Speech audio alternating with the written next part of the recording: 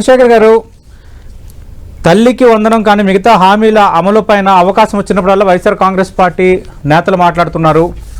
అలాగే శాసన మండలిలో కూడా మొన్న దీనిపైన చర్చ జరిగింది. చాలా క్లియర్ కట్గా చెప్తున్నారు ఆంధ్రప్రదేశ్ ముఖ్యమంత్రి, కూటమి ఏ హామీలు అయితే ఇచ్చిందో ఆ హామీలన్నీ నెరవేరుస్తాము, వెనక్కి తగ్గే ప్రసక్తే లేదని. మీరు తల్లికి వందనం సంబంధించి పదే ప్రస్తావిస్తున్నారు. తల్లికి వందనం అందరికీ ఇస్తారా, దాట వేసేశారు, ఆ అకాడమిక్ ఇయర్ అన్నారు, ఈ అకాడమిక్ ఇయర్ అన్నారని. ఈరోజు ముఖ్యమంత్రి కలెక్టర్ల కాన్ఫరెన్స్లో చాలా స్పష్టంగా చెప్పారు, తల్లికి వందనం మే నుంచి మేము అమలు చేయబోతున్నాం, ప్రతి ఒక్కరికి ఇస్తాము అని చాలా క్లారిటీగా చెప్పారు. అలాగే ఏప్రిల్ మొదటి వారంలో మెగా డిఎస్సి సంబంధించిన ప్రకటన స్వయంగా ముఖ్యమంత్రి చేశారు. ఇప్పటివరకు అమలుపరిచిన అంశాలు, అభివృద్ధి, ప్రస్తుతం అమలవుతున్న కార్యక్రమాలు, తీరు తెన్నులు, వీటన్నిటినీ కూడా ఇంకా సోదాహరణంగా వివరించారు. ఇప్పుడు మీ దగ్గర ఉన్న సమాధానం ఏంటి? సార్ నమస్కారం. నమస్తే సతీష్ గారు, మీకు 10 టీవీ ప్రేక్షకులకి వీక్షకులకి అందరికి కూడా. చంద్రబాబు నాయుడు గారు ప్రతిసారి చేస్తూనే చెప్తారు, ఎప్పుడు చెయ్యను అని చెప్పరు. వారి స్పెషాలిటీ ఏంటంటే చేస్తామని చెబుతూ తడిగుడ్డతోటి గొంతు కోయటం అనేది వారికి ఉన్నటువంటి విధానం. వారు అనేక సార్లు 3 సార్లు ముఖ్యమంత్రి అయ్యారు, ఇప్పుడు కూడా 4వ ముఖ్యమంత్రి. మీరు ఈ 1 year లో చేసినటువంటి నిర్వాహకం ఏంటి? ఈ 1 year లో మీరు ఇచ్చినటువంటి పథకాలు ఏంటి? మీరు ఈ 1 year ఇవ్వనటువంటి పథకాలని మళ్ళీ నెక్స్ట్ ఇచ్చేటప్పుడు ఈ ఇయర్ కి సంబంధించినటువంటి డబ్బుతో కలిపి చెల్లించబోతున్నారా? మీరు కేటాయింపులే చేయనప్పుడు, బడ్జెట్ లో కేటాయింపులు లేనప్పుడు ఏ విధంగా మీరు కేటాయింపులు చేస్తారు? చాలా స్పష్టంగా కేటాయింపు తల్లికి వందనం విషయంలో సగం కేటాయింపులు మాత్రమే చేశారు. గతంలో వైఎస్ఆర్ కాంగ్రెస్ పార్టీ ప్రభుత్వంలో ఎంతమంది అయితే లబ్ధిదారులు ఉన్నారో 2 అంకెల సంఖ్యతోటి, అంటే ఆల్మోస్ట్ డబల్, ఒకరున్న వాళ్ళకి కాకుండా 4 పిల్లలున్నా 4కి ఇస్తానని చెప్పినటువంటి చంద్రబాబు నాయుడు గారు ఆ హామీని అమలు పరచాలి అంటే కేటాయింపులు కూడా జరిగి ఉండాలి కదా. వారు బడ్జెట్ లో కేటాయింపులే చేయకుండా ఇస్తాను అంటే ఎక్కడి నుంచి తీసుకొచ్చిస్తారు? తన సొంత డబ్బులు తీసుకొచ్చిస్తారా? పార్టీ తరఫు నుంచి తీసుకొచ్చిస్తారా? ఏ విధంగా చెల్లించబోతున్నారు అది చెప్పాల్సినటువంటి అవసరం ఉంది. వారు ఇచ్చినటువంటి 6 హామీలతో పాటు ఇంకా 140 హామీలు ఉన్నాయి. ఈ 140 హామీలకు సంబంధించి ఎక్కడన్నా బడ్జెట్ లో కేటాయింపులు చేశారా? ఉచిత బస్సుకి కేటాయింపు చేశారా? నిరుద్యోగ భృతికి కేటాయింపు చేశారా? ఆడబిడ్డ నిధికి కేటాయింపు చేశారా? ₹1 కూడా కేటాయింపు చేయనటువంటి ఈ పథకాలకి ఏ విధంగా మీరు చెల్లిస్తారని డబ్బా కొడుతున్నారు, స్పష్టంగా చెప్పాలి. రెండవది, చంద్రశేఖర్ గారు సంబంధించి కూడా కూటమి ప్రభుత్వం అధికారంలోకి వచ్చి ఇంకా ఏడాది కాలేదు, పాయింట్ నెంబర్ 1. రెండోది, స్వయంగా ముఖ్యమంత్రి మే నెలని చెప్తున్నప్పుడు ఇంకా మీకు అనుమానాలు ఏంటి? తల్లికి వందనం కార్యక్రమం పైన ప్రతి ఒక్కరికి ఇస్తామంటున్నారు, మే నెలని ముఖ్యమంత్రి చేసిన ప్రకటన ఇది. సతీష్ గారు, ఏ పథకం అయినా కానీ ప్రజలకు ఇవ్వాలి అంటే ఈ రాష్ట్రానికి వచ్చేటటువంటి బడ్జెట్ లో ఆర్థిక పరిస్థితి నుంచి, ఆర్థిక వ్యవస్థ నుంచి కేటాయింపులు జరగాలి. ఎవరికి ఖర్చు చేయాలన్నా కూడా, ఏ విధంగా ఖర్చు పెట్టాలన్నా, ఏ పథకం అమలు చేయాలన్నా ఖచ్చితంగా దానికి కేటాయింపు జరగాలి. ఆల్రెడీ ఓటాన్ బడ్జెట్ కింద గత సంవత్సరానికి సంవత్సరం ఓటాన్ బడ్జెట్ ప్రవేశపెట్టారు. దానిలో ఇచ్చినటువంటి హామీలలో కేటాయింపుల్నే ఖర్చు చేయనటువంటి ఈ ప్రభుత్వం 2వ సంవత్సరం కూడా ఆల్రెడీ బడ్జెట్ ని ప్రకటించేసింది, బడ్జెట్ లో కేటాయింపులు చేసింది. ఆ చేసినటువంటి కేటాయింపుల్లో పథకాలకు సంబంధించిన కేటాయింపులు లేవు అనేది వాస్తవమైనప్పుడు ఇదే అబద్ధాలు చెప్పి ఇదే పచ్చ పత్రికల్లో లేదా పచ్చ మీడియా వ్యవస్థల్లో ప్రచారం చేసుకొని విస్తృతంగా మేము ఇవ్వబోతున్నాం, మేము చెయ్యబోతున్నాం, మేము రేపటి నుంచి చేస్తాం, ఈ ఉగాది నుంచి చేస్తాం, వచ్చే ఉగాది నుంచి చేస్తాం, లేదా సంక్రాంతి నుంచి చేస్తామని చెప్పుకుంటూ కాలయాపన చేయడం తప్ప హామీలు నెరవేర్చాలనేటటువంటి చిత్తశుద్ధి ఉంటే కేటాయింపులు చెయ్యాలి కదా అంటున్నాం. ఎక్కడి నుంచి చేస్తారని అడుగుతున్నాం. సప్తగిరి ప్రసాద్ గారికి గతాన్ని కొంచెం మర్చిపోయినట్టున్నారు. చంద్రబాబు నాయుడు గారు దాదాపుగా 2 సంవత్సరాలు అసెంబ్లీకి రానటువంటి సందర్భాన్ని వారు ఒకసారి గుర్తు చేసుకోవాలి. గురివింద సామెతని ప్రజలకు చెప్తే నవ్వుకుంటారు. రెండవది, శాసనసభకి రావట్లేదు అని సవతి ప్రేమను చూపిస్తున్నారు. అసెంబ్లీ సాక్షిగా గవర్నర్ గారి ప్రసంగంలో, అసెంబ్లీలో ఉండే మేము అసెంబ్లీకి వచ్చే మేము గవర్నర్ గారి ప్రసంగాన్ని అడ్డుకుంది, బయట కాదండి.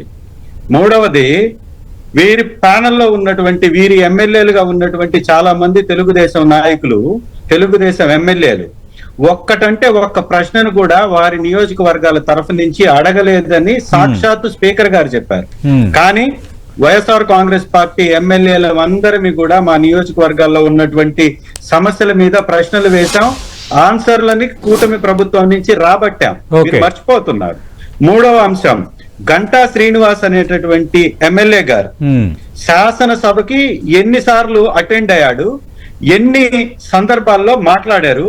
ఇవాళ వారిని మీ పార్టీలో పెట్టుకొని మీరు నీతులు వల్లిస్తూ పోతే ప్రజలు చీత్కరించుకుంటారు, ఉమ్ము కూడా వేస్తారు. అంటే చంద్రశేఖర్ గారు, అంటే మీరు రాకుండా సంతకాలు పెట్టారని ఆ మధ్యన స్పీకర్ ఒక ప్రకటన చేశారు. ఒక అసెంబ్లీ వారాన్ని ఒక నిమిషం పక్కన పెడదాం.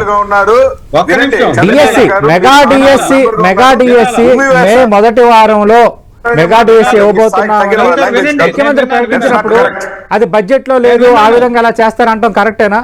ఏది జరిగినా మంచి జరుగుతుందంటే అది బడ్జెట్ తో సంబంధం లేకుండా కూడా ప్రభుత్వాలు నిర్ణయాలు తీసుకోవచ్చు కదా సార్. మెగా డిఎస్సి మీద మొదటి సంతకం అంటే పెట్టింది అంటే ఈ రాష్ట్రంలో ఒక ముఖ్యమంత్రి సంతకానికి విలువ ఉందా లేదా? ఒక ముఖ్యమంత్రిగా ఉన్నటువంటి వ్యక్తి పెట్టినటువంటి మొదటి సంతకాన్ని సంవత్సరం తర్వాత మీరు అమలు పరుస్తారా? మీరు చెప్పినటువంటి 20 లక్షల ఉద్యోగాలు ఇస్తానన్నటువంటి మాట ఉట్టి మాట అనే కదా దాని అర్థం. కేవలం 15,000 ఉద్యోగాలకు సంబంధించినటువంటి డిఎస్సిదే సంవత్సరం తర్వాత ఇస్తే 20 లక్షల ఉద్యోగాలు ఎలా ఇస్తారు? ఎవరిని మోసం చేస్తున్నారు? ఏ విధంగా మోసం చేస్తున్నారు? అబద్ధాలు చెప్పి సంవత్సరాన్ని గడిపినది కాకుండా నిస్సిగ్గుగా నిర్బాధ్యతగా మీరు మళ్ళీ మాట్లాడడం అనేది మంచి పద్ధతి కాదు. మాకు దమ్ముంది, మాకు ధైర్యం ఉంది అంటున్నాడు. పథకాలు ఇవ్వాలంటే దమ్ము ధైర్యం కాదు ఉండాల్సింది, బాధ్యత ఉండాలి, అలాగే చిత్తశుద్ధి ఉండాలి. ముఖ్యమంత్రి అనేటటువంటి వ్యక్తికి ప్రజల పట్ల ప్రేమ ఉండాలి, బాధ్యత ఉండాలి. ఇచ్చిన హామీ పట్ల అమలు పరిచేటటువంటి విధానంలో చిత్తశుద్ధి ఉండాలి, కేటాయింపులు చంద్రశేఖర్ గారు ఇప్పుడు ముఖ్యమంత్రి ప్రకటన చేశారు, ఇవ్వకపోతే ఖచ్చితంగా అందరం అడుగుదాం, కానీ ఇంకా ప్రకటన చేశారు, అది ఇంకా అమలు కాకముందే చెయ్యరు, గతంలో ఇలా చేశారని మనం నిందలేయడం కరెక్టేనా? సతీష్ గారు సంవత్సరం రోజుల నుంచి అమలు కాల 5 సంవత్సరాలకి మీరు అమలు పరచాలి. ఒక పథకాన్ని ఇచ్చేది మీరు 5 సంవత్సరాలకి. మీ ఇష్టం వచ్చినప్పుడు ఎలక్షన్స్ వస్తే లాస్ట్ 1 ఇయర్ లో గతంలో ఇచ్చినట్టు నిరుద్యోగ భృతి అని చెప్పేసి దాదాపు ఒక 5-6% మందికి ఇచ్చేసి మేము ఇచ్చేసామని చేతులు దులుపుకుంటే ఖాళీగా కూర్చోవడానికి మేము బాధ్యత లేని నవరత్నాలతో పాటు చాలా హామీలు ఇచ్చారు. మొదటి ఏడాదిలో అన్ని అమలు పరిచేశారా? తెలుగుదేశం లాగా మొదటి ఏడాదిలో అన్ని అమలు పరిచేశారు. మీరు పారిపోయినటువంటి ప్రభుత్వం మాది కాదు, మా పార్టీది కాదు. మేము గెలిచినటువంటి మొదటి రోజు నుంచే ప్రతిపక్షంలో ఉన్నటువంటి మా పాత్రని బలంగా ఘనంగా ప్రజల వైపున పోరాటం చేస్తున్నాం, వినిపిస్తున్నాం.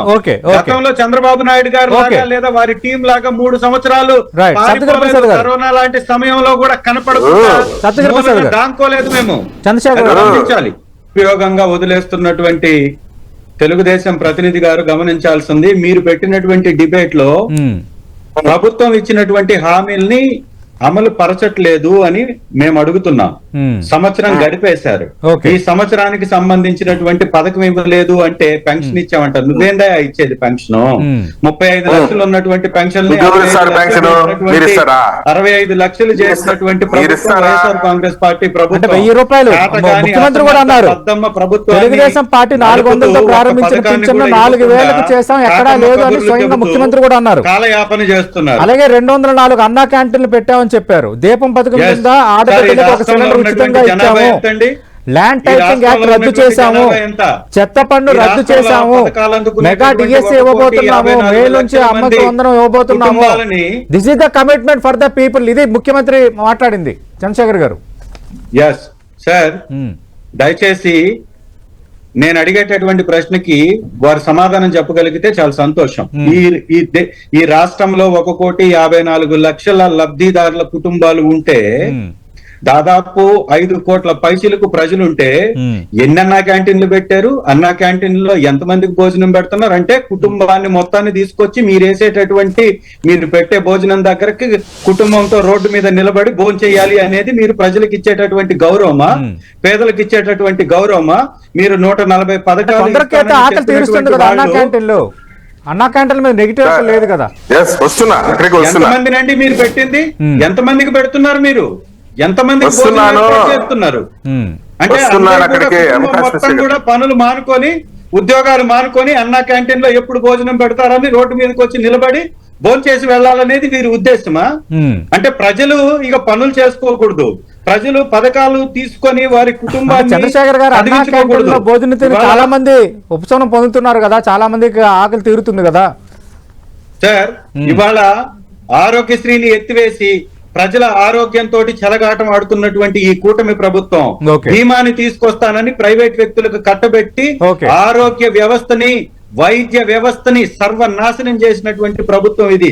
ఎవడన్నా మెడికల్ కాలేజీలను రాష్ట్రానికి తెచ్చుకోవాలని అనుకుంటారు కానీ మెడికల్ కాలేజీలు వద్దు, మెడికల్ కాలేజీలు మేము నడపలేము, మెడికల్ సీట్లు మాకు వద్దు, ఇది ప్రైవేట్ వ్యవస్థకు చెప్తాననేటటువంటి దుర్మార్గపు ప్రభుత్వం గతంలో ఎవరన్నా చూసినటువంటి చరిత్ర ఉందా?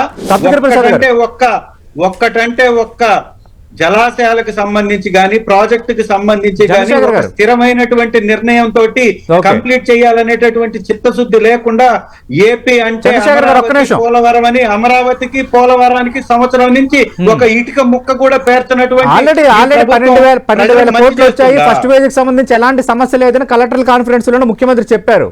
రేపు మాప ఆయన పోలవరం కూడా వెళ్ళబోతున్నారు. అసలు ఒక ఇటు కూడా పడలేదు, లేదని ఎట్లా అనుకుంటాం? కూలి పనులు చేసుకునేటటువంటి వారికి చెల్లించాల్సినటువంటి డబ్బులతో రోడ్డు వేస్తూ రాష్ట్ర సంపద నుంచి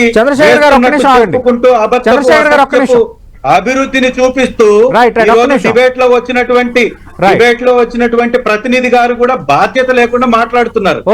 పథకం ఇచ్చావా చెప్పేది ఒక్క నిమిషం